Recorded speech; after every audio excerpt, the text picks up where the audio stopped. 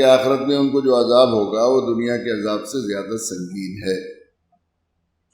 ان کے دلوں میں فی قلوبہم مرض فزادہم اللہ مرضا، ان کے دلوں میں روگ ہے، چنانچہ اللہ نے ان کے روگ میں اور اضافہ کر دیا ہے۔ یہ وہی بات ہے جو پچھلی آیت نمبر 7 میں کہی گئی، یعنی شروع میں انہوں نے اپنے اختیار سے اس گمراہی کو اپنایا، اس پر اڑ گئے، یہ ان کے دل کی بیماری تھی، پھر ان کے ضد کے نتیجے میں اللہ نے ان کی بیماری کو بڑھا دیا، اب انہیں واقعی ایمان لانے کی توفیق ہی نہیں ہو رہی ہے۔ اور جب ان سے کہا جاتا ہے تم زمین میں فساد نہ بچاؤ، وہ کہتے ہیں کہ ہم تو اصلاح کرنے والے ہیں۔ یاد رکھو یہی لوگ فساد کرنے والے ہیں، لیکن انہیں اس بات کا احساس تک نہیں۔ اور جب ان سے کہا جاتا ہے تم بھی اس طرح ایمان لاؤ جیسے دوسرے لوگ ایمان لائے، تو کہتے ہیں کہ ہم بھی اس طرح ایمان لائے جیسے بیوقوف لوگ ایمان لائے۔ خوب اچھی طرح سن لو، یہی لوگ بیوقوف ہیں لیکن یہ بات نہیں جانتے۔ اور جب ان لوگوں سے ملتے ہیں جو ایمان لا چکے ہیں تو کہتے ہیں کہ ہم ایمان لے آئے، اور جو اپنے شیطان سے مراد وہ سردار ہیں جو منافقین کی سازشوں میں ان کے سربراہ اور رہنما کی حیثیت رکھتے ہیں، جب وہ اپنے شیاطین میں پہنچتے ہیں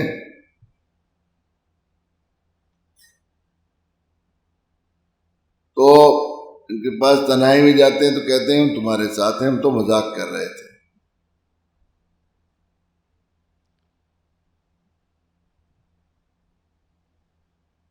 اللہ ان سے مذاق کا معاملہ کرتا ہے، انہیں ایسی ڈھیل دیتی ہے کہ وہ اپنی سرکشی میں بھٹکتے رہیں، یعنی اللہ نے ان کی رسی کو دراز کر رکھا ہے، ان کے دوغلے پن کی فوراً سزا دنیا میں انہیں نہیں مل رہی ہے، اس سے وہ سمجھ رہے ہیں کہ ہماری تدبیر کارگر ہو رہا ہے، چنانچہ وہ اپنی گمراہی میں پختہ ہوتے جا رہے ہیں۔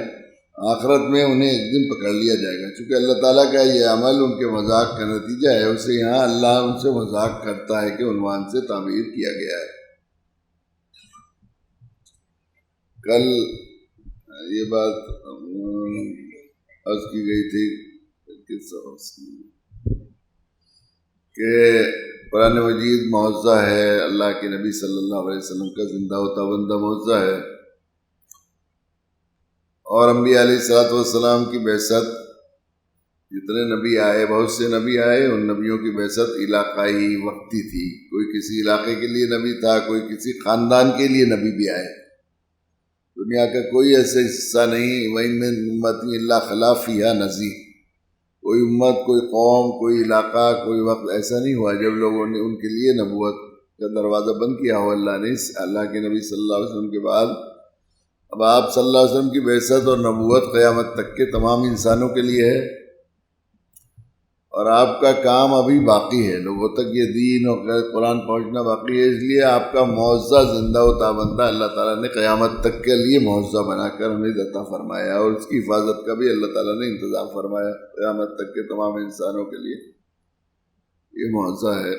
قرآن مجید، اور قرآن مجید کے جملہ اعجاز ہیں، ان میں ایک اعجاز یہ بھی ہے کہ قرآن مجید کی اس ایک کتاب میں جس موضوع سے کے متعلق اپنے اپنے مطلب کے لیے لوگ جو اس سے استفادہ حاصل کرنا چاہیں اور اپنی لائن کے سلسلے میں کوئی جو ہے فائدہ اٹھانا چاہیں تو انہیں اس کے اندر موتی، گوہر اور ہیرے نایاب انہیں ملیں گے اپنے اپنے، اس کے جو آخری درجے بڑے بڑے جو ہے ریسرچ اسکالرز ایک ایک آیت، ایک ایک چیز کو سن کر جو ہے وہ بالکل دنگ ہو جاتے ہیں، اس لیے کہ قرآن مجید کا یہ اعجاز ہے۔ بڑے بڑے سائنسداں جو افلاک پر کمندے ڈال رہے ہیں اور ستاروں پر جا رہے ہیں، وہ لوگ بھی اپنے اپنے مطلب کے علوم قرآن مجید سے، جو بھی غوطہ خور لگائے گا اس کے سمندر سے قرآن مجید کے، اسے اپنے اپنے گوہر مل جائیں گے اسے۔ یہ بات صحیح ہے ہر موضوع کے سلسلے میں، اور یہ نہیں فصاحت کے سلسلے میں، بلاغت کے سلسلے میں، حتیٰ کہ قرآن شاعری نہیں ہے، اور شاعری کے ایک طرح سے وہ بھی کرتا ہے وما ہوا بقول شاعر، قرآن منع بھی کرتا ہے، اور اللہ کے نبی صلی اللہ علیہ وسلم کو کہ وہ ما ينبغي له، ان کو شاعری کی ضرورت بھی نہیں ہے، یہ بات ہے۔ لیکن شعراء بھی جب اپنے شعری ذوق کے لحاظ سے اس سے رہنمائی حاصل کرنا چاہیں اور اپنی شاعری میں کمال پیدا کرنا چاہیں تو قرآن مجید میں جو ان کے لیے رہنمائی اور جو بالکل نایاب چیزیں ملتی ہیں، جو ہے وہ سارے شعراء بھی دنگ ہو جاتے ہیں، یعنی بڑے بڑے ادبا اور بڑے بڑے شعراء، بہت سے تو شعراء ایسے تھے وہاں عرب میں، یہ حال تھا ان کا کہ وہ ایک شاعر تھے حضرت لبید جو بعد میں اسلام لائے، وہ کعبے میں جو وہاں کے اس وقت کے ان کا ادبی اور شعری ذوق قریشیوں کا بہت زیادہ ممتاز تھا، بہت زیادہ، اور ان میں بھی ایک سے ایک آگے زمانے جاہلیت کے شعراء کی شاعری اور ان کے ادبی نمونے آج بھی وہ بالکل نایاب اور آخری درجے میں معیاری ادب سمجھے جاتے ہیں عربی ادب میں، یہ صورتحال ہے۔ تو ان میں بھی جو ممتاز شعراء ہوتے تھے ان کے اعلیٰ درجے کے شاعر، جیسے ہمارے یہاں پدم شری اور فلاں ایوارڈ ملتا ہے، اس طرح مکہ میں رواج یہ تھا کہ ان کا ایک قصیدہ کعبے کے اوپر لٹکا دیا جاتا تھا، ایک قصیدہ۔ تو اب یہ سمجھا جاتا تھا کہ یہ ملک کا اور پورے عرب کا سب سے مشہور شاعر ہے، یہ اس کی سند ہوتا تھا جس کا۔ اب جب اس سے آگے کوئی بڑھ جاتا تھا اور ادبا اور شعراء یہ وہ کر لیتے تھے کہ نہیں اس سے معیاری شاعر یہ ہو گیا ہے، تو اس شاعر کا وہ وہاں سے ہٹا دیا جاتا تھا، دوسرے کا لٹکا دیا جاتا تھا۔ چند ہوتے تھے گنے ہوئے کہ اتنے ہوتے تھے۔ حضرت لبید جو تھے ان کے 2 قصیدے وہاں ٹنگے رہتے تھے وہاں پر، یعنی یہ پورے عالم عرب کے ممتاز ترین شعراء میں تھے۔ لیکن جب قرآن مجید نازل ہونا شروع ہوا، قرآن مجید پڑھا، تو انہوں نے شاعری چھوڑ دی تھی کہ مجھے شرم آتی ہے اپنے کو ادیب کہتے ہوئے، اپنے کو شیخ فصیح و بلیغ کہتے ہوئے۔ ہمارا کلام جو ہے، اس کلام کے مقابلے میں مجھے اتنا ہیج لگتا ہے کہ اب مجھے ہمت اور جرت نہیں ہوتی شاعری کرنے کی، شعر کے اعتبار سے بھی۔ اس طرح ہر لائن کے لوگ، جس لائن کے لوگ بھی قرآن مجید کے اس سمندر میں غوطہ لگائیں گے، اتنا ہی زیادہ ان کو اس کے اندر جو ہے گوہر ملتے چلے جائیں گے۔ یعنی میں آخری صفحے میں واقعہ لکھا تھا کہ ڈاکٹر کے جی ککڑ ایک بہت مشہور سائنسداں تھے، یہاں کے پنجابی تھے، وہ سکھ، اور وہ ایک امریکہ کا ایک علم الافلاک کا بہت تحقیقی ادارہ ہے، جیولوجیکل انسٹیٹیوٹ آف واشنگٹن، اس کے ڈائریکٹر بنے تھے۔ نرسمہا راؤ ہمارے یہاں پرائم منسٹر تھے، تو انہوں نے 2 دفعہ قوم کے نام مبارکباد ریڈیو اور ٹی وی پر دی تھی کہ ملک کا ایک سائنسداں امریکی سائنسدانوں کا سردار بن گیا، اتنے بڑے سائنسداں تھے۔ تو وہ ہمارے ایک عزیز تھے جو ہے سید عاصم علی سبزواری، وہاں میرٹھ میں تھا، انہیں قرآن مجید سے بڑا ذوق تھا، بہت پڑھتے تھے، اور علم الافلاک سے بھی انہیں وہ تھا بڑا زیادہ، اس پر بڑا کرتے تھے کیسے اس پر تھا۔ تو ان کی وہاں سے ایک میگزین نکلتا ہے، دی گلیکسی، یہ ہمارا یہ سولر سسٹم جس میں ہمارا سورج اور یہ چاند اور یہ زمینیں آتی ہیں، یہ سولر سسٹم سے پھر گلیکسی بنتی ہے۔ بہت سارے سولر سسٹم اس کے اندر ہوتے ہیں، جن میں ان گنت سورج ہیں، ان گنت چاند ہیں، ان گنت زمینیں ہیں، ان گنت سیارے ہیں، اس کو گلیکسی کہتے ہیں۔ تو اس نامی سے دی گلیکسی ان کا ایک میگزین آتا تھا، اس میں ان کی ایک تھیسس آ رہی تھی کہ میں بہت دنوں سے بات کر رہا ہوں اور دیکھ رہا ہوں کہ زمین کا فاصلہ ہر 10 سال میں 1/1000 ملی میٹر، 1 میٹر ہوتا ہے اس کے 100 سینٹی میٹر، 1 سینٹی میٹر میں 100 ملی میٹر ہوتے ہیں، تو ہر 1/1000، 1 ملی میٹر کا 1000واں حصہ، اتنا میجرمنٹ کر رہے ہیں، وہ اتنا ناپ رہے ہیں، حالات کہاں تک پہنچ جائے سائنس کہ 10 سال میں 1/1000 ملی میٹر زمین کا فاصلہ دوسرے سیاروں سے بڑھ رہا ہے۔ قرآن نے، سائنس تو چونکہ اٹکلے لگانے والوں کا علم ہے، پہلے کہتے تھے آسمان گھوم رہا ہے، ستارے گھوم رہے ہیں، پھر کہا کہ زمین گھوم رہی ہے، پھر اب وہاں آئے ہیں جہاں قرآن نے کہا کل فی فلک یسبحون، سب اپنے دائرے میں گھوم رہے ہیں، اور ایک چیز دوسرے کو کھینچے ہوئے ہیں، اور یہ کھینچنا اور یہ قوت کشش کا تناسب جو ہے وہ فاصلے کے حساب سے ہے۔ زمین میں سے جتنا قریب رہیں گے اتنا زیادہ زمین نیچے کھینچتی ہے، اور جتنا اوپر چلے جائیں گے اس کی کھچاؤ وہ کم ہوتا چلا جاتا ہے۔ اس لیے جب جو ہے وہ جہاز 30,000 فیٹ 35,000 فیٹ پر ہو جاتا ہے تو اس کا وزن 0 ہو جاتا ہے۔ اس لیے اگر جہاز میں سے اوپر جب ہوتا ہے 30,000 فیٹ یا 35,000 فیٹ، انجن بند ہو جائے تو آدھا گھنٹہ 35 منٹ گویا تقریباً 300-400 کلومیٹر بغیر انجن کے چل سکتا ہے وہ،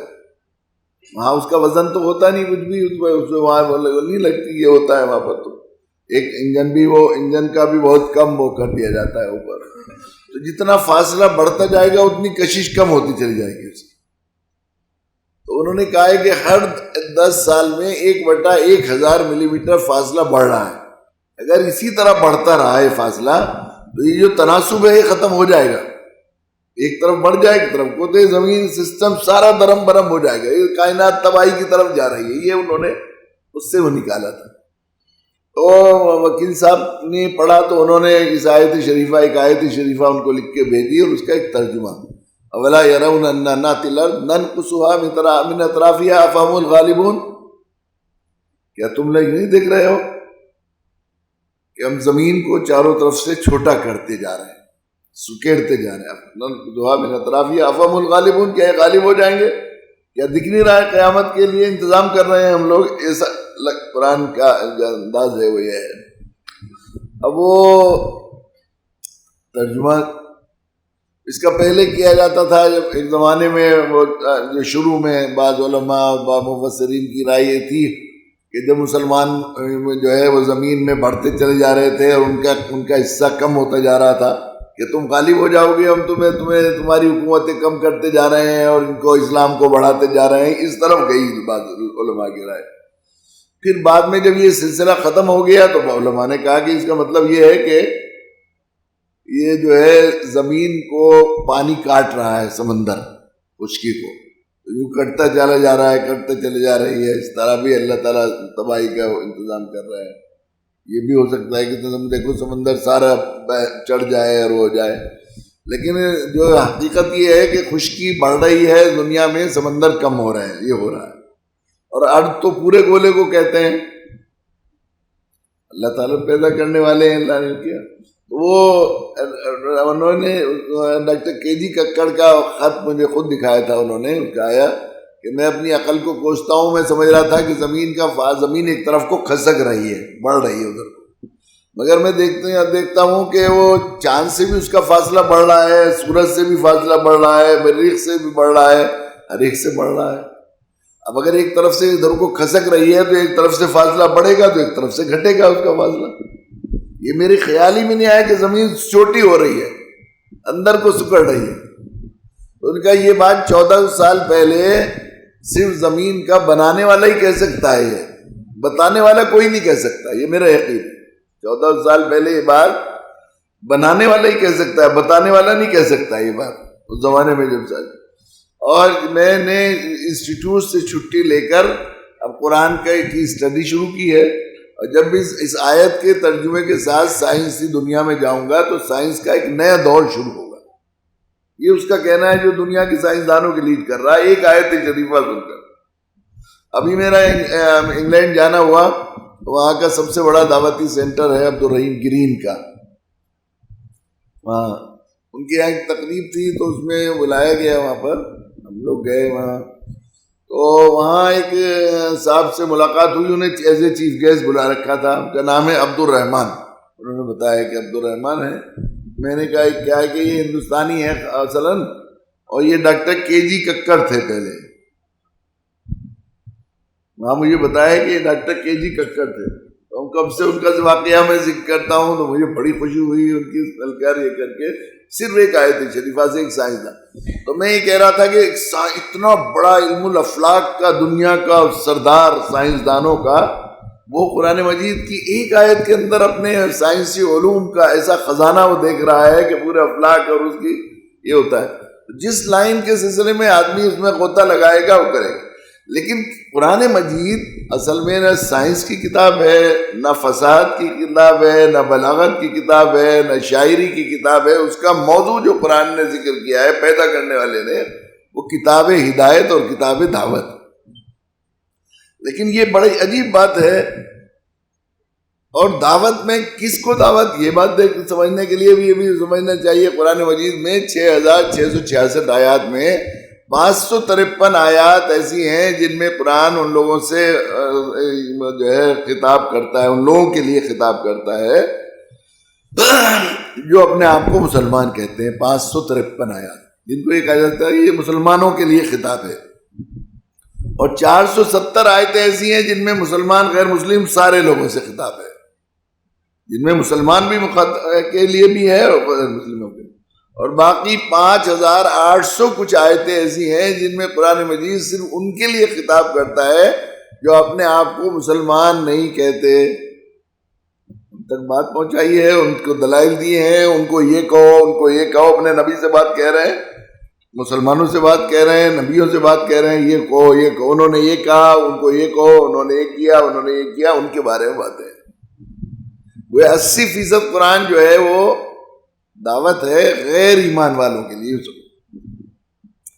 لیکن اس موضوع کے لحاظ سے قرآن مجید کو بالکل نہیں پڑھا جاتا۔ یہ ہے المیہ، چل مجھے جو بات کرنی ہے وہ یہ ہے، جو اس کا مین موضوع ہے، کتاب لکھی جائے میڈیکل سائنس کے لیے، کتاب لکھی جائے انجینئرنگ کے لیے، اور انجینئرنگ کے لیے نہ پڑھا جائے اسے، یہ تو الگ بات ہے۔ ابھی ہم لوگ وہاں تھے، ایک نمائش لگائی تھی حضرت مولانا نور الحسن راشد کاندھلوی نے، تو اس میں وہ ایک کتاب جو ہے بڑھانا کے ایک عالم کی ہے کتاب، وہ اس کے اس طرح پر کالم بنے ہوئے 4 لائنوں میں، جیسے پرانی کتابیں آتی تھی نا اس طرح ہوتی ہیں، لکھی رہتی ہیں، 4 لائنیں ہوتی ہیں، پرانے رسالے بھی آتے تھے اس طرح پر 4 لائن، تو اسے آپ اس طرح پڑھیں گے تو وہ اور فن کی کتاب تھی، اور ان دونوں کو ملا کے یوں پڑھیں گے تو وہ دوسرے فن کی کتاب ہو جاتی ہے، اور پھر تیسرے کو ملا کے پڑھیں گے تو وہ تیسرے فن کی کتاب ہے، اور چاروں کو ملا کے پڑھیں گے تو 4 اور 2 6 فنوں کی کتاب تھی، ایک ہی کتاب۔ ان الفاظ کو، ان لائنوں کو اس طرح پرویا گیا ہے کہ اسے یوں پڑھیں گے تو وہ طب کی کتاب تھی، اسے یوں پڑھیں گے تو وہ جو ہے صرف کی کتاب ہے، اسے یوں پڑھیں گے تو وہ کسی اور فن کی کتاب ہے، اسے یوں پڑھیں گے تو کوئی اور فن کی کتاب ہے۔ قرآن مجید کے بھی یہ ہے کہ وہ تو معجزہ ہے، اللہ کی طرف سے بھیجا گیا، لیکن اس کا موضوع جو ہے وہ کتاب دعوت ہے، داعیوں کے لیے وہ سلیبس ہے، کیسے ہدایت، انسانیت کو ہدایت کے لیے کیسے کیا جائے گا۔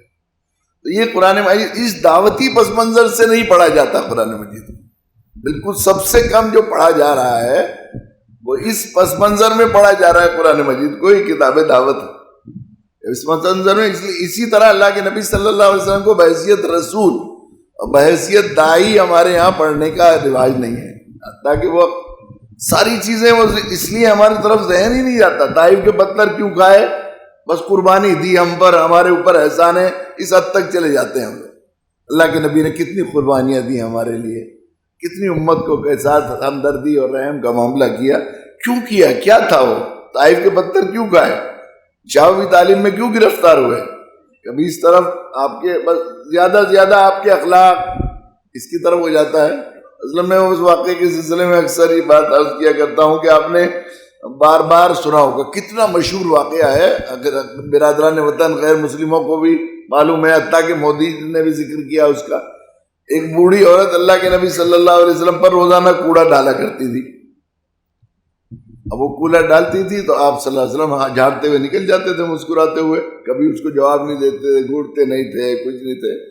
ایک دن آپ نے نہیں دیکھا کہ وہ کوڑا نہیں ڈالا اس نے، آپ نکلے تو کوڑا نہیں ڈالا، تو آپ پریشان ہو گئے، پوچھا کہاں گئی ہماری محسن اماں، تو پھر اس کے بچے کو آواز دی، پوچھا تو معلوم ہوا بیمار ہیں۔ اللہ کے نبی تشریف لے گئے، ان کو جا کر آپ نے وہ کیا علاج وغیرہ کا، اس کی جو ہے عیادت کی، اور اس سے پوچھا اماں کیسی طبیعت ہے، میں دوا لا دوں وغیرہ، بعد میں وہ ایمان لائی۔ تو ہم لوگ اس واقعے کو بحث اللہ کے نبی صلی اللہ علیہ وسلم کا ایک اخلاق کا واقعہ بیان کرتے ہیں، اسی پر کبھی اس کے علاوہ نہیں، کتنے برا کرنے والے کے ساتھ بھی اللہ کے نبی صلی اللہ علیہ وسلم نے ایسا کیا، لیکن کیونکہ بحیثیت رسول ہم اللہ کے نبی صلی اللہ علیہ وسلم کی ذات عالی اور سیرت کو نہیں پڑھتے، اس لیے اس طرف بالکل خیال نہیں جاتا کہ اللہ کے نبی جب وہ ایک عورت کوڑا ڈال رہی ہے روزانہ، ایک دن نہیں ڈالا تھا، صرف ایک دن ڈالا، اگلے دن نہیں ڈالا، تو آپ صلی اللہ علیہ وسلم نے دیکھا کہ ہے نہیں، کیا بات، کل تو ڈالا تھا آج نہیں ہے، نہیں، حدیث میں کے الفاظ یہ ہیں کہ وہ کوڑا ڈالتی تھی، یعنی وہ تقریباً ہفتوں تک ڈالتی رہی، لیکن آپ اسی راستے کو جاتے رہے، دوسرا راستہ مکہ میں اس کے علاوہ کوئی اور نہیں تھا، جہاں کوڑا ڈال رہا ہے وہاں کیوں جاتے تھے آپ صلی اللہ علیہ وسلم؟ اس لیے کہ آپ داعی کی حیثیت سے، رسول کی حیثیت سے وہ جانتے تھے کہ یہ عورت اس حال میں مر گئی تو دوزخ میں جائے گی، اور میرے علاوہ کوئی اس مسئلے کا حل کا علاج، اس کے ہدایت کے لیے کوئی اور راستہ بتانے والا نہیں۔ اس لیے آپ تشریف لے جاتے، اس پر اپنے اخلاق کی چھاٹ ڈال رہے تھے کہ آپ کو بہت بات پہنچانی تھی اس کے دل کو، اور اس کا غصہ نکال رہے تھے کہ غصہ پورا وہ کر لے گی، اپنی حسرت پوری کر لے گی تو میں جا کر موقع لگا کر اس کی بات کروں. لیکن اس طرف ہمارا دعوتی اور آپ کی رسالت سے جڑے ہوئے اس واقعے کو بالکل ہم نہیں چھوڑتے. اب یہ آیتیں جو قرآن مجید میں ان کا ذکر کیا، دیکھیے قرآن مجید میں جا بجا مشرکین، مخالفین جو الگ الگ لوگ ہیں ان کا ذکر کیا ہے قرآن نے، ان کی سازشوں کا بھی ذکر کیا ہے، ان کی مخالفتوں کا بھی ذکر کیا ہے، ان کی دشمنیوں کا، ان کی چالوں کا بھی ذکر کیا ہے. لیکن جہاں بھی ذکر کرنے وہاں جو ہے ایک تو یہ کہا ہے کہ یہ جو لوگ جو داعی کی مخالفت کر رہے ہیں یا دین کے سلسلے میں دھوکہ دے رہے ہیں، تو اللہ کے نبی صلی اللہ علیہ وسلم سے یہ بات کہی ہے، ایمان والوں سے یہ بات کہی ہے کہ آپ کا کچھ نہیں بگاڑ رہے ہیں، نہ اللہ کا نقصان کر رہے ہیں نہ آپ کا نقصان کر رہے ہیں، بیچارے اپنا ہی نقصان کر رہے ہیں. اس لیے آپ کو زیادہ شکستہ دل ہونے کی ضرورت نہیں ہے، آپ کو پریشان ہونے کی ضرورت نہیں ہے، آپ کو ہمت ہارنے کی ضرورت نہیں. اس میں یہ پس منظر ہے داعیوں کے لیے، اللہ کے نبی کے لیے اور نبی کے ساتھ دینے والے داعیوں کے لیے. دوسری ایک بات جو سب سے زیادہ ہے وہ یہ ہے کہ آخری درجے کی سازشیں، چھپی چھپی سازشیں، اب یہاں جا رہے ہیں پھر چپکے سے، یہ تو مدینہ کی مدنی ہے سورہ بقرہ، اور اس میں وہ منافق حضرات باقاعدہ ایک پلان کے تحت سازش کرتے تھے. باقاعدہ جو ہے عبداللہ ابن ابی ایک پلان بناتا تھا، کیسے کیسے مسجد ضرار بنائی اور کیسے مسلمانوں کو کیا جائے گا اور کیسے ان کو ان کی خبر دی جائے گی اور ساری کی جائے گی. مگر ایک جگہ بھی یہ نہیں، ہر جگہ یہی ذکر کیا ہے اور یہی بتانے کی کوشش کی ہے، مسلمانوں کو یہ سمجھانے کی کوشش کی ہے کہ یہ بیچارے انجانے میں ایسا کر رہے ہیں، یہ اپنی بھلائی سمجھ نہیں رہے ہیں، یہ جان بوجھ کر ایسا نہیں کر رہے. آپ ان سے دور مت ہو جائیے، آپ ان سے نفرت مت کریے، آپ ان کی حقارت دل میں مت لائیے، آپ ان سے دشمنی مت موت لیجیے. یہ بیچارے انجانے میں ایسا کر رہے ہیں جہاں بھی وہ کیا گیا. مثلا یہ جو ہے انہی آیتوں میں آپ دیکھیے قرآن مجید میں وَمِنَ النَّاسِ مَن يَقُولُ آمَنَّا بِاللَّهِ وَبِالْيَوْمِ الْآخِرِ وَمَا هُم بِمُؤْمِنِينَ. یہ کہتے ہیں آ کر کہ جو ہے ہم ایمان لائے اللہ پر اور اس کے آخرت پر، حالانکہ یہ ایمان والے نہیں ہیں. اور یہ بھی اس میں یہ ہے کہ جو لوگ چھپ کے چوری کر رہے ہیں یا غلطی سے کوئی سازش کر رہے ہیں تو اللہ تعالیٰ ان سے باخبر بھی کرا رہے ہیں کہ ہم تمہارے ساتھ ہیں، ہماری ہم سب جاننے والے ہیں، سب کچھ ہیں، ان کی سازشوں کا تم پر کوئی ہونے والا نہیں، ہم دیکھ رہے ہیں، آپ کے ساتھ ہیں اور ہم آپ کے ساتھ. یخادعون اللہ والذین آمنوا، وہ یہ سوچ رہے ہیں کہ ایمان والوں کو اور اللہ کو دھوکہ دے رہے ہیں. وما یخدعون الا انفسهم وما یشعرون، قرآن کہہ رہا ہے انہیں شعور نہیں بیچاروں کو، نہ سمجھے ہیں، یہ نادان ہے. یہ وما یشعرون کا مطلب یہ ہے کہ یہ بیچارے نادان ہیں. تم انہیں جان بوجھ کے یہ مت سوچو کہ یہ بیچارے کوئی اچھا کر رہے ہیں یا کوئی ان کی چالاکی سے ان کو کچھ فائدہ ہو رہا ہے، بلکہ یہ سمجھ دے رہے ہیں. فی قلوبہم مرض فزادہم اللہ مرضا ولہم عذاب علیم بما کانوا یکسبون. اور ان کے دلوں میں جو مرض ہے وہ اللہ بڑھائے گا. آپ یعنی اس میں مسلمانوں کا حوصلہ بھی بڑھایا جا رہا ہے اور ساتھ ساتھ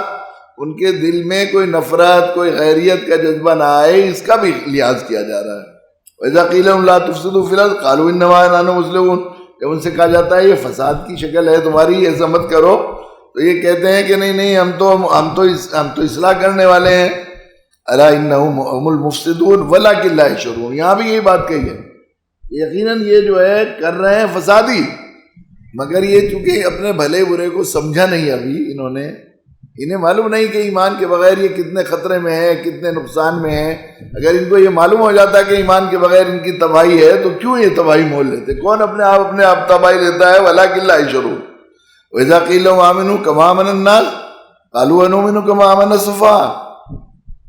یہاں یہ بات بھی کہی گئی ہے کہ وَإِذَا قِيلَ لَهُمْ آمِنُوا كَمَا آمَنَ النَّاسُ. قرآن مجید میں جو اصل میں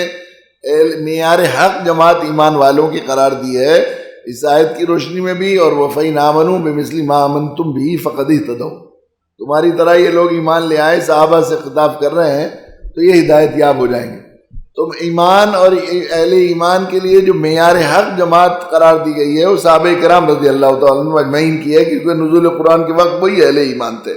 اذا قیل لهم آمنوا كما آمنوا، دیکھو یہ بھی تو تمہاری طرح، یہ لوگ جو تمہارے ساتھی ایمان لائے ان کی طرح ایمان لے آؤ.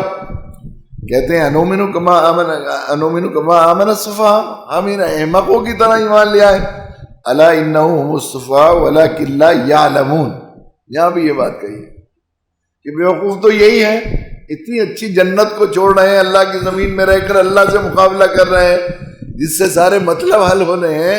جس جو سارے خطروں سے بچانے والا ہے، اور ہم نے تمہاری فطرت میں لالچ اور مطلب بند دیا ہے، جس ذات عالی سے سارے مطلب نکلنے والے ہیں، جس ذات عالی کے ہر وقت قبضے میں ہے، جس کی حکومت ہے کائنات میں، اس سے لڑ ٹکرا رہے ہیں. تو یہ بیوقوف تو یہ ہے، لیکن ان کو اتنی بیوقوفی کا احساس ہی نہیں. یہ بیچارے اتنے بولے ہیں اور اتنے ناسمجھ ہیں اور اتنے کم عقل ہیں، احمق ہیں یہ بیچارے، کہ انہیں یہ بھی معلوم نہیں ہے کہ کتنے بڑے نقصان میں ہونے کے باوجود بھی آپ اگر ذرا بار بار الفاظ کو پڑھیں گے تو 100% اسی پس منظر میں آپ کے ذہن میں جائے گا. جیسے اللہ یہ کہہ رہے ہیں بیچارے ایسے بیچارے ہیں، یہ بیچارے ایسے بھولے ہیں اور ایسے ناسمجھ ہیں اور اپنے برے کی انہیں اتنا بھی شعور نہیں ہے کہ اتنا بڑا نقصان کر رہے ہیں، اپنا نقصان کر رہے ہیں، کسی کا نقصان نہیں کر رہے، اپنا اتنا نقصان کر رہے ہیں. لیکن اس کے باوجود یہ جو ہے انہیں معلوم بھی نہیں، انہیں پتہ بھی نہیں کہ ہم اتنا نقصان کر رہے ہیں. وَلَكِنْ لَا يَعْلَمُونَ. وَإِذَا لَقُوا الَّذِينَ آمَنُوا قَالُوا آمَنَّا وَإِذَا خَلَوْا إِلَىٰ شَيَاطِينِهِمْ قَالُوا إِنَّا مَعَكُمْ إِنَّمَا نَحْنُ مُسْتَهْزِئُونَ. اور یہ جو ہے ادھر آتے ہیں تو ادھر کے ہو جاتے ہیں، ادھر ہو جاتے ہیں ادھر ہو جاتے ہیں. ابھی یہ جو ہے انہیں پوری طرح شعور نہیں ہو سکا، اطمینان نہیں ہو سکا، انہیں نہیں معلوم ہے. آپ کے پاس آتے ہیں، کچھ باتیں سنتے ہیں تو تھوڑا سا ادھر کو خیال بھی ہوتا ہے ان کو کہ ہمیں مان لینی چاہیے. لیکن جب وہاں جاتے ہیں اور اپنے سرداروں کا دباؤ اور پھر اس کے خطرے اور اس سے، تو پھر ان کا ڈر اور خوف ادھر کو ہو جاتا ہے. کہتے ہیں ہم تو اللہ یستہزئ بہم ویمدھم فی طغیانہم یعمہون، اللہ ان سے مذاق کر رہا ہے اور اللہ نے انہیں جو ہے ان کو ڈھیل دے رکھی ہے، انہیں یہ معلوم بھی نہیں. آگے فرماتے ہیں اولئک الذین اشتروا الضلالۃ بالہدی فما ربحت تجارتہم وما کانوا مہتدین. یہ وہ لوگ ہیں جنہوں نے ہدایت کے بدلے گمراہی خرید لی ہے، لہذا ان کی تجارت میں نفع ہوا اور نہ انہیں صحیح راستہ نصیب ہوا. ان کو صحیح سمجھ نہیں ہوئی، یہ وما کانوا مہتدین، ان کو راستہ بھی صحیح نہیں ملا. اور تجارت میں جنہوں نے گمراہی کے بدلے میں ہدایت کے بدلے میں گمراہی خرید لی. اب ظاہر ہے کہ ہدایت کے بدلے میں گمراہی خریدنے والا کتنا اپنے کسی دوسرے کے ساتھ تھوڑی نقصان کرنے والا ہے. اس نے تو اپنے ہی ساتھ زیادتی کی، اپنے ہی نقصان کیا، اپنے پیروں میں کلاڑی ماری. راستہ صحیح چل رہا تھا کوئی راستہ، اس کے بدلے میں بھٹک گیا، خود ہی اپنے آپ اپنی منزل چھوڑ کر غلط راستے پر چل پڑا، بھٹک گیا تنگ گلیوں میں خود بخود. تو یہ تو اس نے اپنا کسی کا نقصان تھوڑا ہی کیا، انہی کا اپنا ہی نقصان کیا. لیکن ان کا اس کو شعور بھی نہیں. اس میں یہ جہاں بھی آپ دیکھیں گے قرآن مجید نے یہ ذکر کیا ہے اس طرح کی چیزوں کا، ان کی سازشوں کا، تو ذہن کو اور فکر کو اس طرف متوجہ کرنے کی کوشش کی ہے کہ داعی، اس لیے کہ داعی اپنے دیکھیں جہاں دعوت کا ایک اصول یہ ہے کہ دعوت جو ہے وہ خیر خواہی کا عمل ہے، ہمدردی کا عمل ہے، اپنے کو کھپانے کا عمل ہے، درد مندی کے ساتھ کسی کو ڈوبتے کو نکالنے کا عمل ہے. اس کا حق آدمی اس وقت تک ادا نہیں کر سکتا جب تک کہ داعی کی ہمدردی اور خیر خواہی مدعو کے ساتھ نہ ہو. اور جب تک وہ مدعو کو اگر وہ سازشی سمجھنے لگے گا، جان بوجھ کر سب کچھ سوچ بوجھ کر ایسا کر رہا ہے، تو پھر اس کے ساتھ ہمدردی کرنے کا مطلب ہی نہیں ہوگا ہی نہیں نا. اس لیے میں عرض کیا کرتا ہوں کہ دعوت کا ایک اصول یہ ہے، جہاں داعی کا مخلص ہونا تو ضروری ہے کہ وہ اللہ کے لیے کام کرے، لیکن اس سے زیادہ یہ بھی ضروری ہے کہ وہ مدعو کو بھی مخلص مانے. اگر مدعو کے بارے میں خیال، جہاں یہ بات آ گئی کہ یہ مدعو سازشی ہے، بس دعوت کے راستے ختم ہو جائیں گے. پھر تو پتہ نہیں کیوں آیا ہو، چال کی وجہ سے آیا ہو. جو خود اسلام قبول کرنے آئے گا اسے بھی کلمہ نہیں پڑھواتے ہم، اسی لیے تو کہ مدعو کے بارے میں ہمارا جو ذہن وہ ہو گیا ہے. طبیب کو اپنے مریض کے سلسلے میں کبھی بدظن و بدگمان ہونے کی اجازت نہیں ہے، اس کی گنجائش نہیں. داعی کی حیثیت طبیب کی ہے، اس لیے اسے ہمیشہ اس کے ساتھ ظاہر ہے کہ اچھا ہی گمان رکھنا پڑے گا کہ یہ بھائی، اس لیے آخری درجے کے حالات میں بھی اللہ تعالیٰ نے اپنے نبی کو اور ہم کو جو ہے یہ وہ نہیں کیا کہ یہ بہت جان بوجھ کر تمہارے خلاف سازشیں کر رہے ہیں. اس لیے حضرت شاہ ولی اللہ اور شاہ عبد العزیز صاحب دونوں نے الگ الگ اپنی جگہ وہ کیا ہے کہ جن لوگوں تک دین کی دعوت میں کی اتمام حجت نہیں ہوئی ہے انہیں وہ کافر اور مشرک بھی نہیں ہے، حقیقت میں وہ غافل ہیں، اتمام حجت سے پہلے غافل ہیں. شاہ صاحب نے اپنے ایک مکتوب میں شاہ محمد عاشق صاحب کو سورہ یاسین شریف سے استدلال کر کے عجیب و غریب بات فرمائی ہے. یہی اسی سے یاسین کے شریف کی آیت یاسین اللہ تعالیٰ قسم کھا رہے ہیں آپ کی، اے نبی آپ کی قسم، بل قرآن الحکیم، قرآن مجید کی قسم، انک لمن المرسلین، آپ جو ہے وہ مرسلین میں سے ہیں، رسولوں میں سے ہیں. علی صراط مستقیم، آپ صراط مستقیم پر ہیں. وہ جس صراط مستقیم کی ہر وقت بھیک مانگتے ہیں نماز میں، اہدنا الصراط المستقیم اہدنا الصراط المستقیم، وہ صراط مستقیم جو جنت کی طرف لے جانے والی ہے وہ صراط مستقیم پر آپ ہی ہیں بلا شبہ. قسم کھا کے اللہ نے کہا انک لمن المرسلین علی صراط مستقیم، آپ صراط مستقیم پر ہیں. تنزیل عزیز الرحیم جو آپ کی طرف سے طے نہیں ہوا بلکہ وہی صراط مستقیم ہے جو عزیز الرحیم زبردست اور رحم والے رب کی طرف سے نازل کیا گیا. لتنذر قوما ما انذر آباؤہم فہم غافلون، تاکہ ڈرائیں ان لوگوں کو جن کے باپ دادوں تک بھی بات نہیں پہنچی. یہ ابھی تو باپ دادوں سے بیچارے غافل ہیں، یہ تو نسلوں سے غافل ہیں. وہم غافلون فرمایا، وہم کافرون نہیں فرمایا، وہم مشرکون، وہم ظالمون، کوئی اور ایسا لفظ نہیں لائے، وہم مفسدون، وہاں فرمایا وہم غافلون. اب آپ یہ دیکھیے یہ سورہ یاسین شریف قرآن کا دل کہلاتا ہے، حدیث میں آئے اللہ کے نبی صلی اللہ علیہ وسلم نے. اور یہ آیتیں جو سورہ یاسین شریف کی ابتدائی ہیں یہ ہجرت کے وقت نازل ہوئی ہیں. 13 سال اللہ کے نبی نے ایک ایک کے پاس 70 مرتبہ نہیں بلکہ ایک روایت ہے کہ ابو جہل کے پاس اللہ کے نبی صلی اللہ علیہ وسلم 3000 بار سے زیادہ تشریف لے گئے. حفیظ الفقار صاحب نے ایک روایت نقل کی ہے سند کے ساتھ، 3000 بار سے زیادہ تشریف لے گئے دعوت کے لیے. اب 3000 بار جا کر تو پھر کوئی کمی باقی کیا رہ گئی ہوگی، 70 بار بھی جا کر کیا کمی باقی رہ جاتی ہے. اور آخری درجے کی خوشامد کر لی، ستایا. آخر میں یہ بنایا انہوں نے پلان کہ بھئی اب اسے چراغ کو گل کرنا ضروری ہے، ہم پریشان ہو گئے ہم. تو چونکہ عرب میں قبائلی نظام تھا، کسی ایک قبیلے والا خاندان والا اگر قتل کرے گا تو کہیں خونی جوش نہ آ جائے،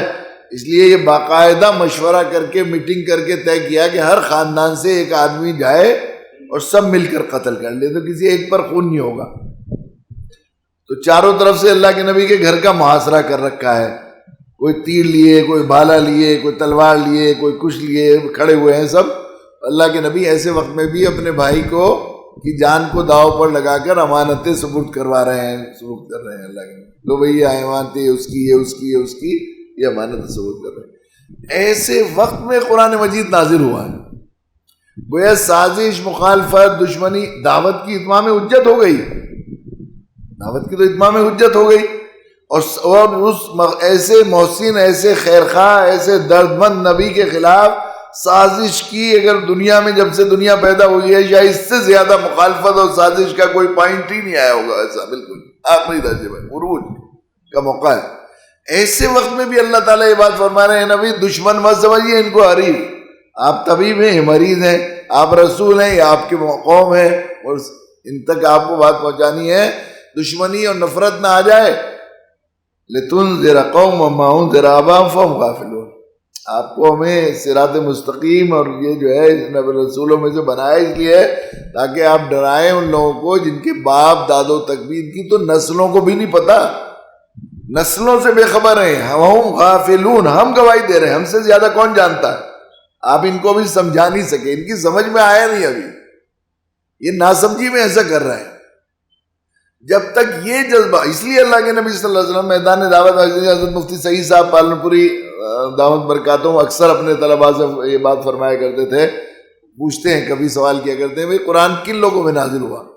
نازل ہوا یہ غیر ایمان والوں میں کی موجودگی ہے. اسے اسی میدان میں جا کے سمجھنا پڑے گا آپ کو. ایسے اللہ کے حدیث کو، اللہ کے نبی کی سیرت کو بھی ہم یہ جب تک ایسے لوگ جو آخری درجے میں اسلام دشمن ہیں اور پھر اسلام میں آنے کے بعد ان کی حالت بدل کر اور اپنی پچھلی ماضی پر شرمندگی اور ندامت کے واقعات ہمارے سامنے نہیں آئیں گے، اس وقت تک اللہ کے نبی کی اس دعا کا ہمیں حقیقی شعور اور سمجھ میں نہیں آئی. اللہم اہد قومی فإنہم لا یعلمون. اللہ میری قوم کو ہدایت دے. طائف کے پتھر کھا کر یہ دعا اور عہد کی تکلیفیں برداشت کرنے کے بعد یہ دعا ہرگز سمجھ میں نہیں آئے گی جب تک میدان دعوت میں جائیں گے نہیں اور اپنے سامنے ایسے لوگوں کو نہیں دیکھیں گے جو پہلے آخری درجے میں دشمنی کر رہے تھے. تو صحیح معنی میں اس قرآن کو، چونکہ قرآن کتاب ہدایت، کتاب دعوت ہے، میدان دعوت میں جا کر ہی قرآن صحیح سمجھ میں آ سکتا ہے. اور جتنا قرآن دائی میدان دعوت میں قرآن مجید کو پڑھتا رہے گا انشاءاللہ. دعوت میں نے عرض کیا تھا کہ ہر دائی کی سطح کے لحاظ سے اس میں رہنمائی اور ہر مدعو کی سطح کے لحاظ سے بھی اس میں رہنمائی ملتی رہے گی. ضرورت اس بات کی ہے کہ ہم اس نعمت عظمیٰ سے فائدہ اٹھائیں اور قرآن کے نزول کا جو اصل مقصد ہے ہم اس کو جو ہے سمجھنے کی کوشش کریں اور اللہ کی فرمانبرداری کا حق ادا کریں.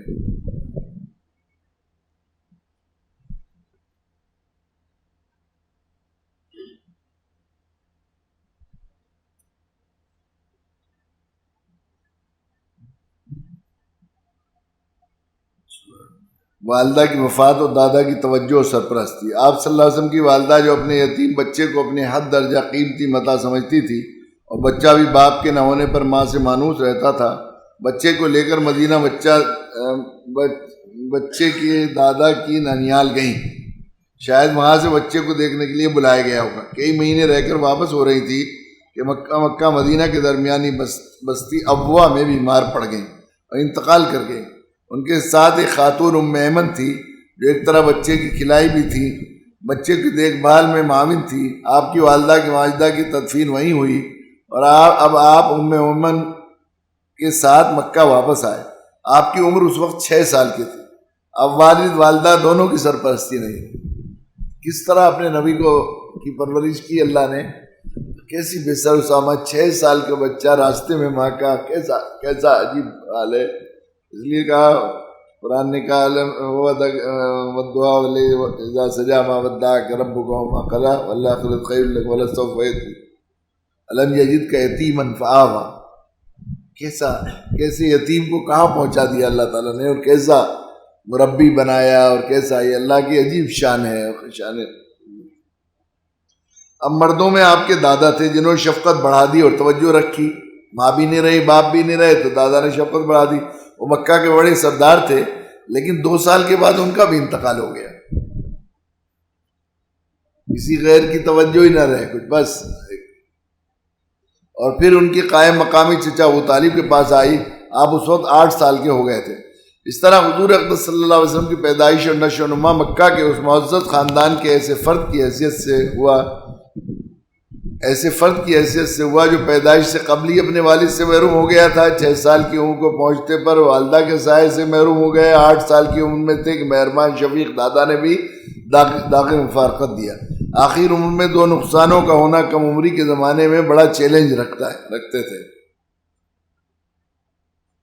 چچا ابو طالب کی توجہ و ذمہ داری. دادا کے انتقال کے بعد آپ اپنے ان چچا کی سرپرستی میں رہے. چچا کو قریش کے تجارتی مشغلے کے مطابق تجارتی مقصد سے دوسرے وطن جانا ہوا کرتا تھا اور مکہ کے باشندوں کا اقتصادی مشغلہ یہی تھا. تجارتی تھے، تاجر تھے یہ لوگ. آپ کی عمر 12 سال کی رہی ہوگی کہ چچا تجارت کے لیے شام جانے لگے. تو آپ نے ان کے چلے جانے سے تنہائی کے احساس سے اپنے لیے بھی اصرار کیا کہ ساتھ چلیں گے. آپ کے اصرار پر آپ کے باوجود کم عمر ہونے کے ساتھ لے لیا. چنانچہ آپ نے اس طرح شام کا تجارتی سفر بھی کیا اور تجارت کے انداز طریقے کو دیکھا، اس کو سمجھا بھی ہوگا، جیسا کہ بعد میں حضرت خدیجہ کہنے پر آپ نے تجارتی سفر کو قبول کر کے اپنی واقفیت دکھا دی. اس دور کے حالات پر نظر ڈالنے سے ایک خاص بات سامنے آتی ہے کہ ابتدائی نشو و نما کی عمر میں ماں باپ دونوں کی سرپرستی نہ ہونے پر اور اقتصادی حالات کے ناسازگار ہونے پر آپ کا ذہنی طور پر منتشر خیال نہ ہونا اور بے سہارا جیسی کیفیت سے گزرنے کے باوجود مضطرب الحال نہ ہونا، بلکہ اس کے برعکس صبر، برداشت، خود اعتمادی، ہمت، حوصلہ، صداقت، دیانت، بلند حوصلگی جیسی خوبیوں کا پیدا ہونا ایک عجیب اور شاندار بات ظاہر ہوتی ہے جو آپ کو حاصل ہوئی. اور آپ حالات کی ناسازگاری کے باوجود ایسے کردار اور شخصیت کے مالک بنے جن کو دیکھ کر لوگ آپ کے متعلق شروع ہی سے اعلیٰ تصور کرنے لگے. چنانچہ آپ نبوت کا منصب ملنے سے قبل 40 سال کی عمر تک مکہ کے باشندوں میں ایک نہایت شریفانہ اور بااخلاق اعلیٰ انسانی قدروں کے حامل شخص دیکھے گئے، اور ان کے ہم وطن اور عزیزان سے انہی اعلیٰ صفات کی وجہ سے محبت کرتے اور ان کو صادق امین کے خطابات سے نوازتے تھے۔ کہ سچا انسان، دیانت دار انسان، آپ اپنے ہم وطنوں اور خاندان کے افراد کے ساتھ ہر اچھے کام میں شریک، معاون اور غلط کاموں میں اپنے کو الگ رکھنے والے تھے۔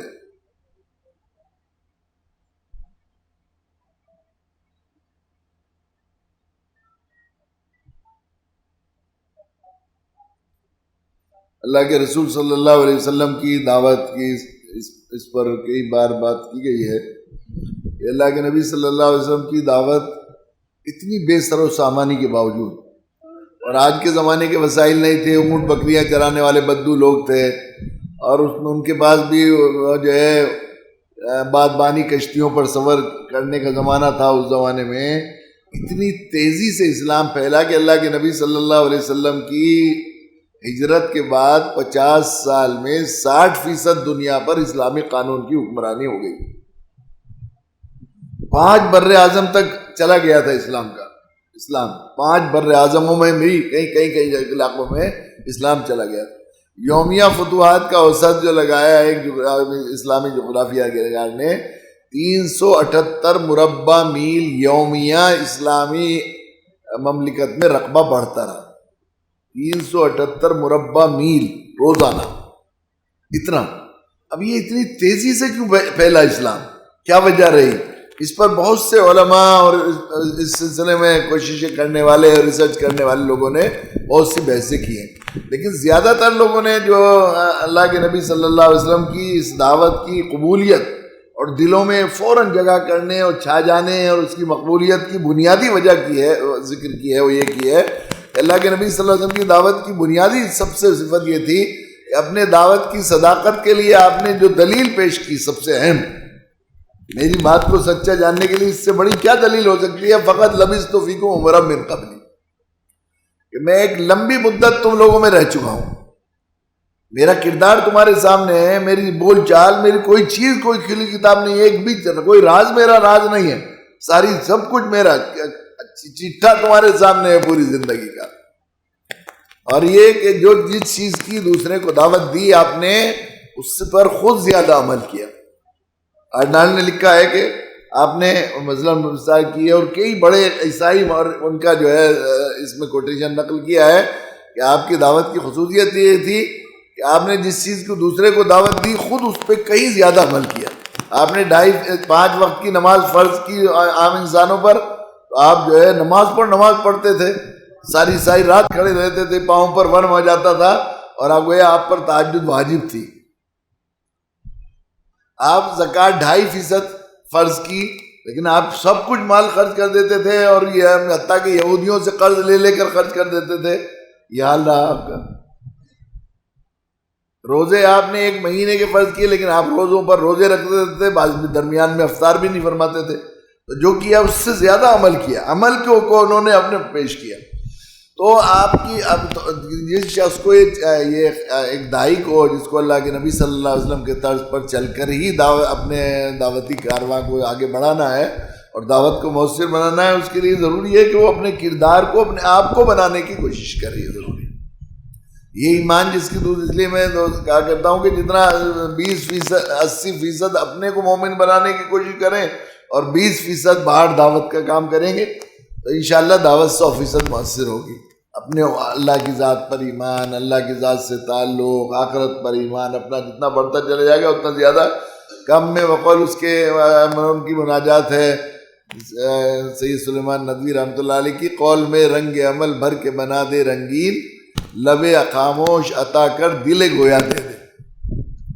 زبان سے کہہ بھی نہیں آدمی کہ جس پہ نکل جائے، اعمال سے نکل جائے دعوت، ایسی کیفیت ہونی چاہیے بس۔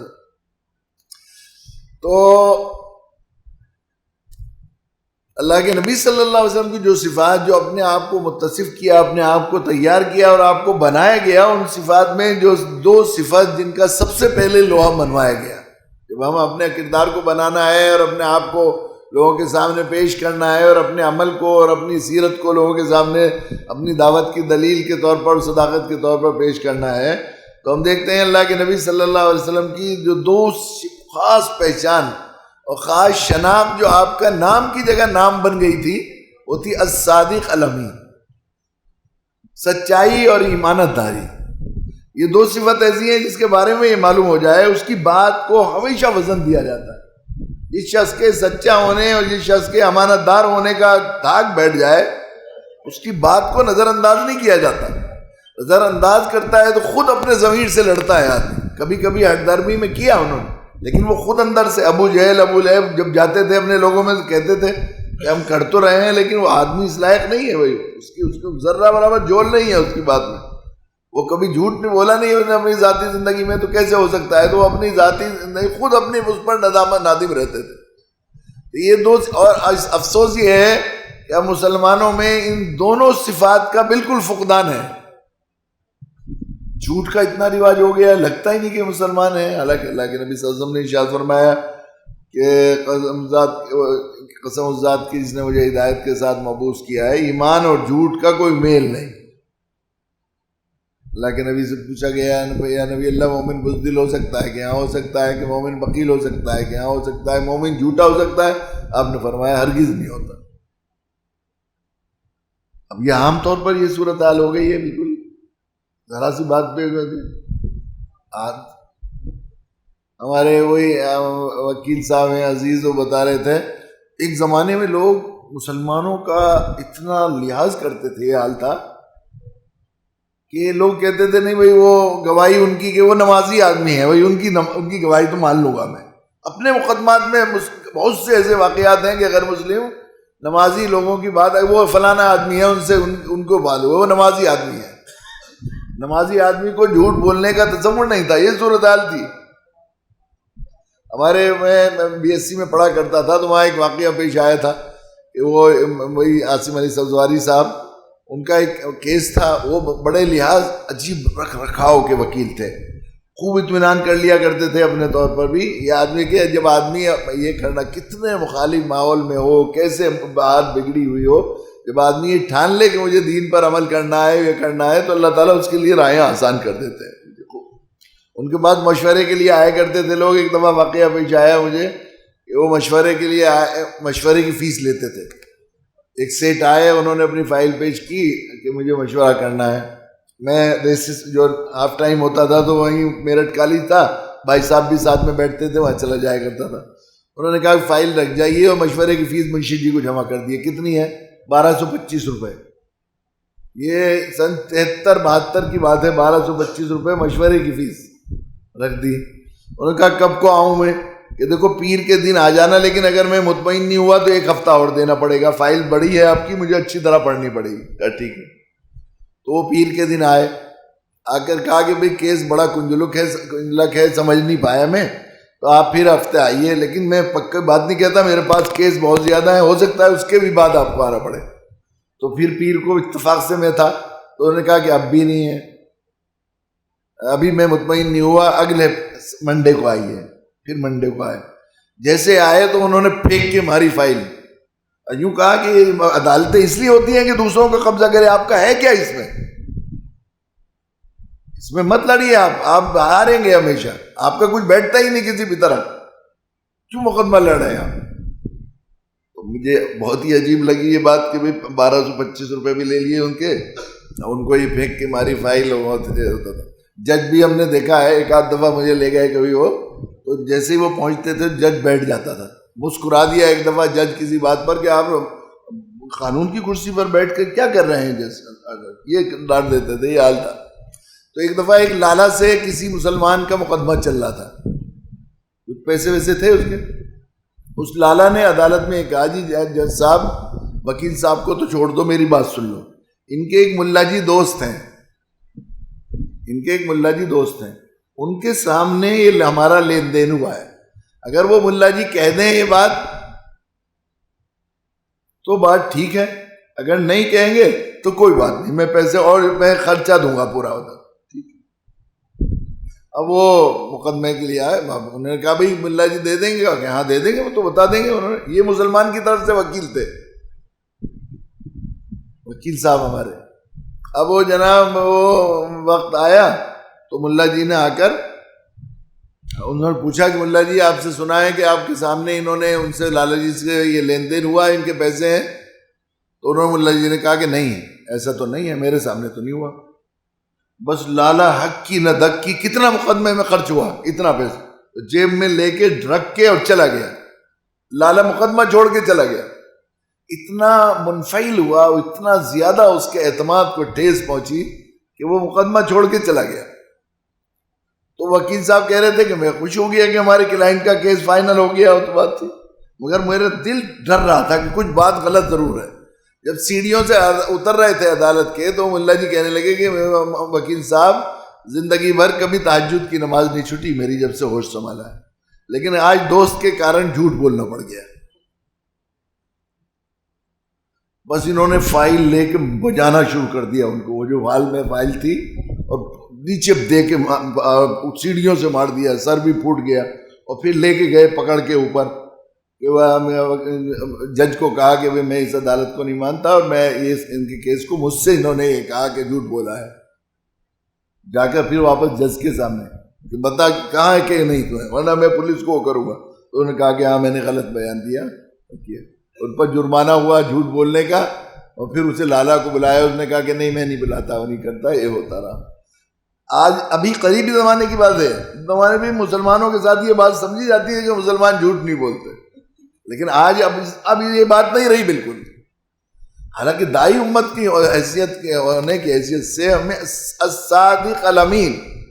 یہ اس کی چھاپ بنانی پڑے گی۔ ظاہر ہے کہ اگر ہمیں نبی کے طریقے پر چلنا، نبی کی زندگی ہمارے لیے اسوہ ہے، تو ہمیں الصادق الامین کی حیثیت سے اپنی پہچان بنانی پڑے گی۔ اللہ کے نبی صلی اللہ علیہ وسلم کو وہاں کفار مشرکین آخر تک بھی صادق الامین کہتے رہے۔ نجاشی کے دربار میں جب العاص کو گئے تھے مسلمان ہجرت کے لیے حبشہ چلے گئے تھے، تو اب یہ کفاران قریش یہاں کے سرداروں نے کچھ لوگوں کو بھیجا کہ جا کے کہو بادشاہ سے کہ ہمارے لڑکے کچھ اوباش لڑکے بچے ہیں قائم میں آ گئے ایک نبی کے، اور وہ یہاں آ گئے تو ہماری قوم کے سرداروں نے بھیجا ہے کہ ان کو واپس بھیج دو۔ تو نجاشی نے کہا کہ جنہوں نے میری پناہ لی ہے میں اس وقت تو ان سے پوچھوں گا نہیں جب تک کہ وہ بتانا دیں، ان سے پوچھ لوں۔ تو انہوں نے بلایا، حضرت جعفر نے جو ہے وہ پوری ان سے پوچھا بھائی کیا ہوا، تو انہوں نے پوری بات بتائی۔ پھر ان کو بلایا، یہ سردار جو وفد آئے تھے لینے، تو ان سے ابو العاص سے پوچھا بھائی یہ بتاؤ کہ وہ آدمی جس نے نبوت کا دعویٰ کیا ہے وہ کیسے خاندان کا آدمی ہے، کہ وہ مکہ کا سب سے شریف خاندان ہے، اگر وہ عزت اور شہرت کے لیے نبوت کا دعویٰ کرنا چاہتا تو وہ پہلے ہی معزز ہے، اسے کیا ضرورت پڑتی، ہر نبی عالی خاندان کا ہوتا ہے، یہ کہا اس نے۔ پھر اس نے ایک سوال پوچھا کہ انہوں نے کبھی جھوٹ بولا ہے؟ تو ایسے وقت میں ابو العاص نے یہ بات کہی کہ وہ جو ہے نہیں، کبھی انہوں نے کبھی زندگی میں جھوٹ نہیں بولا، بلکہ اس کو الصادق الامین کہا جاتا ہے۔ مخالفت کے لیے تھا تو اس وقت جھوٹ کہہ دیتا کہ ہاں وہ تو جھوٹا آدمی ہے ہی، کہہ دینا، کہنے میں کوئی ہوتا ہے اس طرح کی، کون پوچھ رہا ہے، کون تحقیق کر رہا ہے۔ تو نجاشی نے کہا جس نے اپنی ذاتی زندگی میں کبھی جھوٹ نہ بولا ہو وہ اللہ کے لیے اور دین کے لیے کیسے جھوٹ بول سکتا ہے۔ پھر انہیں تحفے طائف واپس کر دیے، اور وہ انہیں واپس کر دیے۔ بعد میں جب یہ ایمان لے آئے تو ان سے پوچھا گیا کہ آپ نے تو نجاشی کے دربار میں گئے تھے، اور آپ نے تو وہاں جا کر کہہ دینا چاہیے تھا کہ ہاں جھوٹے نبی ہیں جو مخالفت میں گئے تھے، ان کو لینے گئے تھے۔ تو انہوں نے یہ بات کہی کہ اللہ کے نبی صلی اللہ علیہ وسلم کی صداقت ایسی پورے عرب میں ضرب المثل تھی کہ اگر ایک دفعہ میں ان کو جھوٹا کہہ دیتا تو قیام موت تک میری بات سے پورے حلقے میں اعتبار اٹھ جاتا۔ یعنی آپ کی سچائی اتنی تھی، مجبور تھے لوگ سچا کہنے کو، آپ کے خلاف کوئی کہہ نہیں سکتا تھا جھوٹا۔ یہ چیز بالکل ان کا ہو گئی ہمارے اندر، اور بعد میں وزن ہوتا ہے ایمانداری اور صداقت سے۔ اللہ کے نبی صلی اللہ علیہ وسلم کی سیرت، اس پر ہمیں بہت ہی اس کی ضرورت ہے کہ ہم اپنی پہچان بنائیں کریں۔ آپ کی نشو و نما اور کردار کی تشخیص۔ سیدنا محمد رسول اللہ صلی اللہ علیہ وسلم کی بعثت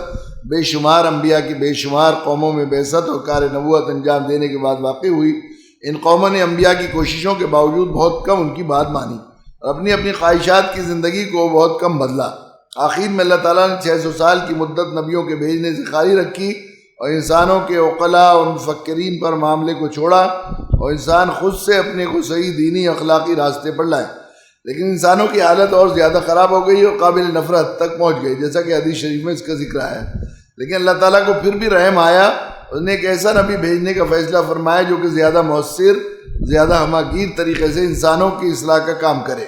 اور صرف زندگی کے دینی شعبے تک محدود نہ رکھے، بلکہ زندگی کے تمام پہلوؤں میں رب العالمین کی مرضی کی تابعداری کا مزاج بنائے اور تربیت دے۔ آپ سے پہلے مختلف علاقوں میں مختلف قوموں میں انبیاء بھیجے جاتے رہے، انہوں نے اپنے علاقوں تک اپنے کام کو انجام دیا تھا۔ ان کی کوششوں کے بعد بھی جب جب اصلاح کی امید منقطع ہو جاتی اور نبی کو اس کی قوم بالکل عاجز کر دیتی، بلکہ اس کو مار کر ختم کر دینے کے در پہ ہو جاتی، تو پھر اللہ تعالیٰ اپنے غضب عذاب کی شکل میں نازل کرتے، اس کے بگاڑ کو ختم کرنے کے لیے دنیا کو ان سے پاک کر دیتا۔ اصلاح و دعوت کے طویل سلسلے کے بعد اب 6 صدی عیسوی سے جو دور شروع ہو رہا تھا، وہ انسانوں کی زندگی میں نہایت برے حالات پیدا ہو جانے کا دور شروع کیا جا رہا تھا۔ دوسری طرف انسانی تمدن عملی تجربوں، ان کی شکست و ریخت سے گزر کر ایک متنوع عالمی سطح کے نظام زندگی اور تعلیم کی عمومیت کے دور میں داخل ہونے جا رہا تھا۔ ایک طرف اس کی زندگی اخلاقی اور دینی حالت کے اعتبار سے بہت زیادہ بگاڑ کی حد تک پہنچ گئی تھی، جو اللہ تعالیٰ کی بہت غضب اور نفرت کو کھینچنے کا سبب بن رہی تھی، اور اس سے اس صورت بن رہی تھی یا تو اس بگاڑ کو ختم کرنے کے لیے رب العزت اس دنیائی کو ختم کر دے، یا پھر غیر معمولی رعایت کو اختیار کر کے اصلاح کا مزید موقع دے۔ اس کے لیے ایسے ہی نبی کی ضرورت تھی جو ان حالات میں ان تمام ذمہ داریوں کو سنبھال سکے۔ اس کی انسانی خصوصیت کی تشکیل بھی بہتر سے بہتر ہوئی ہو، اور اس کے دل و دماغ کی تختی پر انسانوں کے نفس پرستانہ اور خود غرضانہ علم و تمدن کی چھاپ نہ آئی ہو، تاکہ اس کے دل و دماغ کی تختی انسانوں کی تعلیم سے سادہ ہو اور آسمانی تعلیمات کی ذریعے تربیتی عمل انجام پائیں، تاکہ زیادہ سے زیادہ مؤثر اور جامع نبوت کا بار اٹھانے کی ذمہ داری کو مضبوط بنیاد رکھی جائے۔ چنانچہ اللہ تعالیٰ نے اس کے لیے محمد صلی اللہ علیہ وسلم کا انتخاب کیا۔ ان کو بچپنے سے ہی ایسے حالات سے گزارا جس سے ان میں مجوزہ منصب کو سنبھالنے کی صلاحیت بحسن خوبی پیدا ہو سکے۔ اس طرح حضرت محمد صلی اللہ علیہ وسلم کو ایک جامع اور کامل خصوصیات کا حامل نبی بنا کر مبعوث فرمایا، اور آپ نے اسی کے مطابق خصوصیات پیدا فرمائیں۔ اس کے مطابق آپ کا نشو و نما اور جامع اور عظیم شخصیت کی تشکیل کا انتظام ہوا، جس کو ہم حضور اقدس صلی اللہ علیہ وسلم کی حیات طیبہ میں نمایاں طور سے دیکھتے ہیں کہ انسانی زندگی کی انفرادی، اجتماعی، فطری، تمدنی ہر طرح کے پہلوؤں کے لحاظ سے نمونہ اور رہبر بننے کی صلاحیت کے حامل بنے۔ اللہ کے نبی صلی اللہ علیہ وسلم کو پوری دنیا کے لیے آپ کو نمونہ بنایا گیا تھا، اور آپ کی سیرت پاک کا یہ اعجاز ہے کہ آپ ایک بادشاہ کے لیے بھی نمونہ تھے، ایک غلام کے لیے بھی نمونہ تھے، ایک قیدی کے لیے بھی نمونہ تھے، ایک فاتح کے لیے بھی نمونہ تھے۔ آپ ایک باپ کے لیے بھی نمونہ تھے، ایک اولاد کے لیے بھی نمونہ تھے، مردوں کے لیے نمونہ تھے، عورتوں کے لیے بھی آپ کی ذات نمونہ بنی، اسوہ حسنہ بنی۔ اس لیے آپ کو اس طرح زندگی سے گزارا گیا کہ زندگی کے تمام چیز اور تمام کمزوریاں کہاں سے آتی ہیں، کس طرح انسان کے اندر کیا کیا خرابیاں آتی ہیں، کہاں سے اس کا علاج کیا جا سکتا ہے، وہ باتیں اللہ نے اپنے نبی جناب رسول اللہ صلی اللہ علیہ وسلم کو کے لیے وہ چیزیں صرف علم نہیں رہی بلکہ مشاہدہ بنا دی۔ وہ چیزیں آپ کو ان منزلوں سے گزار کر، حقیقت میں کہتے ہیں جو طبیب کسی مرض سے گزر جاتا ہے اس مرض کا بہترین طبیب ہوتا ہے، اس کی چیزوں کو جان لیتا ہے، جس دراز سے گزر جاتا ہے، کیا کیا معاشی کمزوریاں ان کو دیکھا قریب سے آپ نے، اور ان کو سمجھا، اس سے پاک صاف بھی رکھا اللہ کے نبی صلی اللہ علیہ وسلم کو، اس کی کوئی وہ بھی نہیں لگنے دی ان کو سمجھنے، ان کے علاج کے لیے۔ اس لیے آپ نے اس سے یعنی وہ کمال اللہ نے دیا شعور کیسا نبی کی جب ہم دیکھتے ہیں اللہ کے نبی صلی اللہ علیہ وسلم جب علاج بتاتے تھے، صحابہ سوال کرتے تھے، ان کے جواب دیتے تھے، بالکل اش کرنے کو طبیعت آ جاتی۔ ایک صحابی آئے، یا نبی اللہ میرا دل بہت سخت ہے، رونا نہیں آتا، اور ہر بات دل میں رقت ہے ہی نہیں، نرمی ہے نہیں، مجھے کوئی علاج بتا دیجیے۔ اللہ کے نبی صلی اللہ علیہ وسلم نے ارشاد فرمایا تم کسی یتیم کے سر پر ہاتھ پھیرا کرو۔ یہ بات جو یتیم نہ رہا ہو کبھی اسے نہیں معلوم ہے کہ جب کسی یتیم کے سامنے باپ اپنے بیٹے کو بیٹا کہتا ہے تو اس یتیم کے کلیجے پر کیا چمتی ہے۔ یہ جو یتیم نہیں رہے گا وہ نہیں سمجھ سکے گا اس بات کو۔ یہ صرف نبی کی شان ہے، اسی نبی کی شان ہے جسے پوری دنیا کے لیے بھیجا گیا تھا کہ انہوں نے ایسا پیارا علاج بتایا۔ وہ صحابی کہتے ہیں کہ چند دن میں نے کیا، اس کے بعد میرا دل بالکل انتہائی نرم ہو گیا۔ سلام ہو آپ پر، اللہ کی رحمتیں و برکتیں، اور سلام ہو اس امت پر بھی کہ کیسا پیارا نبی، کیسا کامل نبی ہمیں عطا فرمایا، ان کا امتی بنایا۔ اللہ تعالی ہمیں اس نعمت عظمیٰ کی قدر کی توفیق نصیب فرمایا۔